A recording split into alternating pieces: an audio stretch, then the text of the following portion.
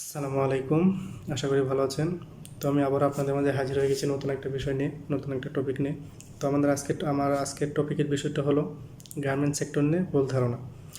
আমাদের সমাজে garments sector নিয়ে কিছু প্রচলিত ভুল ধারণা আছে। যেরকম অনেকেই ভাবে যে যারা গার্মেন্টসে চাকরি করে তারা ভালো না, মেয়েরাও ভালো না, ছেলেরাও ভালো না। এমনকি আমি একটা ঘটনা বলি আপনাদের। আমার এক ফ্রেন্ড বিয়ে করবে, তো মেয়ে দেখতে গেছে। তো মেয়ে দেখতে গেছে, সব ঠিকঠাক আছে, মানে ছেলে পছন্দ হয়েছে, তাদের মেয়ে পছন্দ হয়েছে, সব ঠিকঠাক আছে। আপত্তিটা পাচ্ছে চাকরি করে না। ছেলে কিসে চাকরি করে? গার্মেন্টসে চাকরি করে। বিয়ে হবে না। এখন মনে করেন বিয়ে হবে না, এটা কিছু হইলো? এই যে মানুষের একটা ভুল ধারণা ঢুকে গেছে মনের মধ্যে যে যারা গার্মেন্টসে চাকরি করে তারাই খারাপ, এটা মন থেকে টোটালি বাদ দিতে হবে।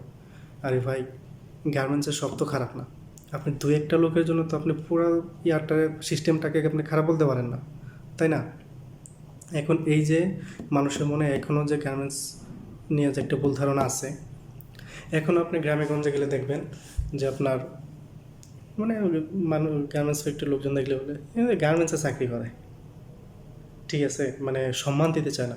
মানুষকে সম্মান দেওয়াটা যে জরুরি এটা তারা বোঝেই না। আর গার্মেন্টসে যারা চাকরি করে তাদের তো সম্মান দিতেই চায় না, মানে এমন তুচ্ছ তাচ্ছিল্য করে, মানে কি বলবো ভাই, আসলে বলার ভাষা নাই। যেখানেই যান সেখানেই দেখবেন কোনো না কোনো মানুষ আছেই যার গার্মেন্টস পছন্দ হবে না। আসলে ভাই এই জিনিসটা বাদ দিতে হবে।